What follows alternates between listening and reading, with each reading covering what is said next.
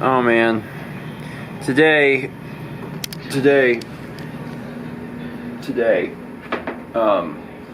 Saturday, July 1st. Saturday, July 1st. Thank you, Lindsey. You're welcome. We're over at my parents' house. We've been working a lot, and just had some food to eat the food quick. Mom is doing some eyebrows. Perfect timing. Lindsey is already done. Shimmer, shimmer, shine, shine. What's the other word that people... Bling. Oh, yes. Which actually is more for like jewelry. I don't know. I'm not good with words. You're not down with the kids. I'm not down with the kids. I wish I were, but I'm not. Yeah, they're doing eyebrows. I wanted to talk about something that was fairly interesting because Mom just told me about it. It was the fact that today is July 1st, 2017, but on July 1st, 1987, something happened, and it was that my parents moved to Myrtle Beach because my parents are from the north, Maryland. My parents are from Maryland and West Virginia, and they live there. No, it's not usually considered the North. Well, wasn't West Virginia part of the North during the Civil War? Mm-hmm. Isn't that why they split off for regular Virginia? Yeah, I believe so. Yeah. So they actually lived there all their lives, and then they ended up coming down here, and they moved here 30 years ago today. So that's kind of neat. I mean, I'm 28 and some months, so they lived here, a little over a year or so before they had me. But that is the difference in time between me being a South Carolinian and me being a, what do they call people in Maryland? Maryland? Marylanders? Yeah. Marylanders? Really? Well, I guess I was going to say no, it's Marylineers, but it's Marylanders. Marylandians? Marylanders. No, Marylanders. You're serious about that one? Oh yeah. People get upset. Marylanders. Okay, so if it would have been sooner, then, or if they would have waited a little longer before they came to South Carolina, I could have been a Marylander, and so many things would be, very, very different. But yeah, it was 30 years ago.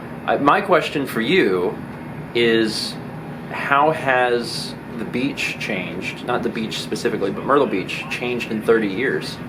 Because I've gotten to see some of it growing up, but you guys got to see it because you were adults. I'm not going to remember the first, 10 years of my life.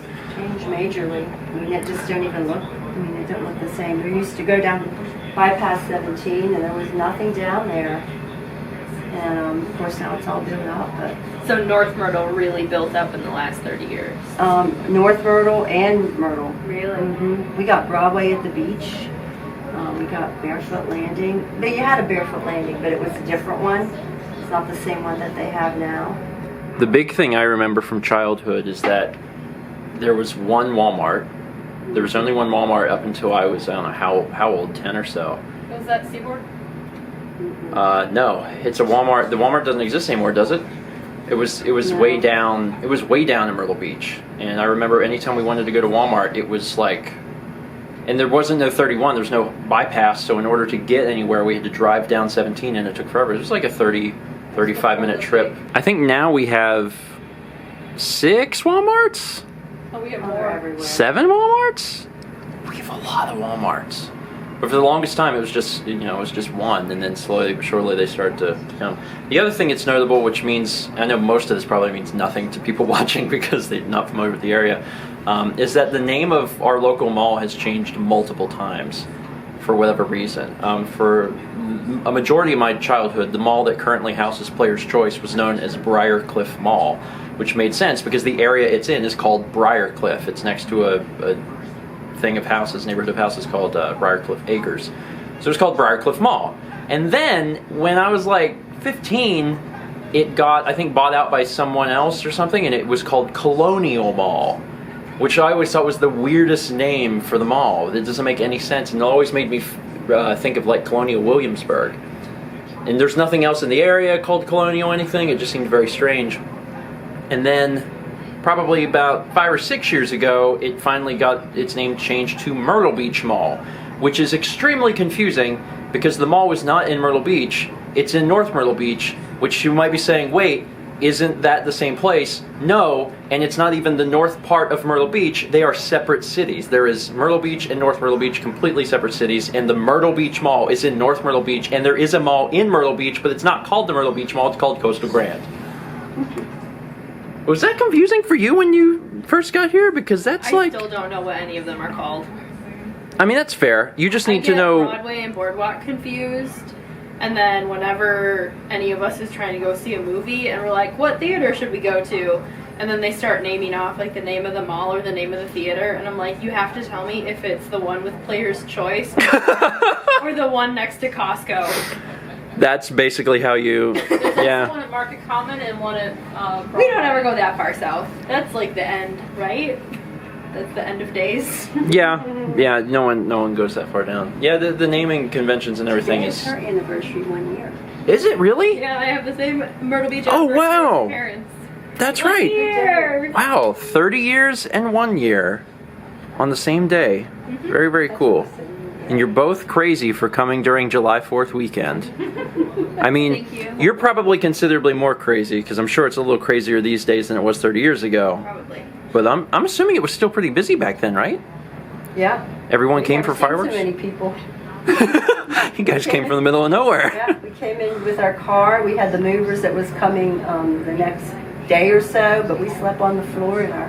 Didn't you in our move down condo. to the beach? Yeah, we actually lived a street back from the ocean when we moved here down in North Myrtle Beach. You know, when you move here, you tend to want to be real close to the water, and we did, and we loved it. But when we realized that we were going to be starting a family, that living up this way was probably a lot better.